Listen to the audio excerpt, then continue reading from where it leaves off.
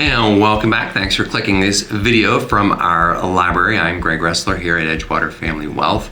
A question I get a lot of times in the Medicare space is, why do I need other insurance other than Medicare?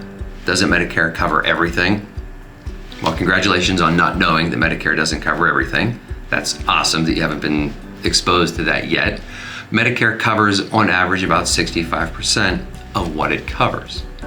Medicare has deductibles on Part A, benefits you receive in the hospital. Medicare has deductibles, co-insurance, and co-pays on benefits you receive outside of the hospital. And Medicare Part A and Part B do not cover prescription drugs. So minimally, a person should highly consider getting a prescription drug plan. If not, they are potentially setting themselves up for penalties down the road. So minimally, you got to get a Part D. Additionally, many people would argue that sitting on Medicare's exposure is a lot of exposure. Medicare does not have a stop loss.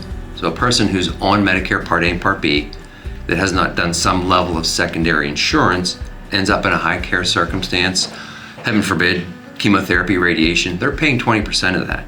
And Medicare doesn't say, okay, you're out of pocket $2,000, $10,000, $20,000, we got it from here. It's 20%. I say in almost every seminar, 20% of a hangnail, not a big deal. 20% of chemo radiation, potentially a big deal. So most people will not sit on the exposure of Medicare. They will do some secondary type of insurance. So Part A and Part B are federal government. Everything else, prescription drug plans, Medicare supplements, Medicare Advantage plans, those are all administered by private insurance companies.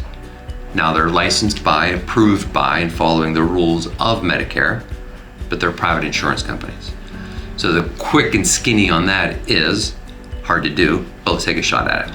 So if I'm on A and B, I can access every Medicare provider in the country. I'm not limiting myself to any network.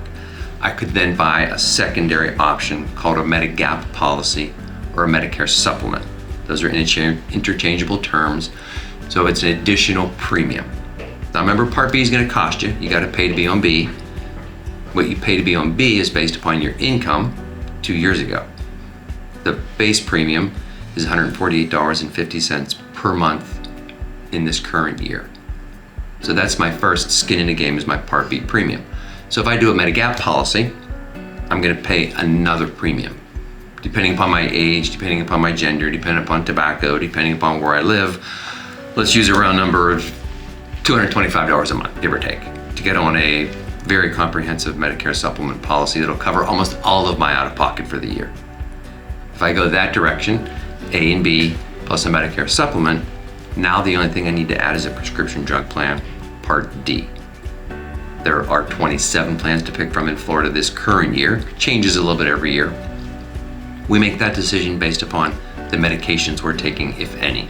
We can actually go to Medicare's website, put in your medications, and it'll sort your meds against all of the available plans. That's where we make our decision. And we also review that every year. So every fall, during Medicare's annual election period, that's an opportunity to change your prescription drug plan, Part D, for the following year. So if you're on Medicare already and you've got a Part D and you haven't reviewed it in a few years, make a note. This coming fall, when you see all the advertisements for Medicare annual election period, go ahead and get that reviewed by me, by somebody, but it's a good thing to get in the habit of doing every year. So another option is to go with Medicare Advantage. Medicare Advantage, I don't leave any of my A and B benefits behind. I have all of the same benefits of A and B, but I'm receiving them from a private insurance company. I still pay to be on B. The attractive part of Medicare Advantage is most Medicare Advantage plans don't have any additional premium. So I got to pay to be on B, but I'm not paying anything additional in most cases from my Medicare Advantage plan. I receive all the benefits of Part A, receive all the benefits of Part B, prescription drug plan built into it, so my Part D is included. Now what I have to be aware of is that I'm on a private insurance company. So I need to use the doctors that are in their network to receive care, and I'm gonna pay for most of my care.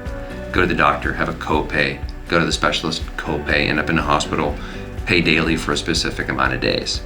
So short and sweet is, in the Medicare Advantage, I'm on a private insurance company. I use their doctors, I pay for my care, but I don't have any monthly premium. They can throw in some goodies, some gym membership, some hearing aids, some have some level of dental, some have some level of vision, Some will throw in some over-the-counter allowances. So as long as a person understands the difference between staying on Medicare's administration and buying a Medigap policy, or going with a private insurance company with Medicare Advantage, typically they end up very happy with either decision. It's just understanding exactly what it means to have done either way.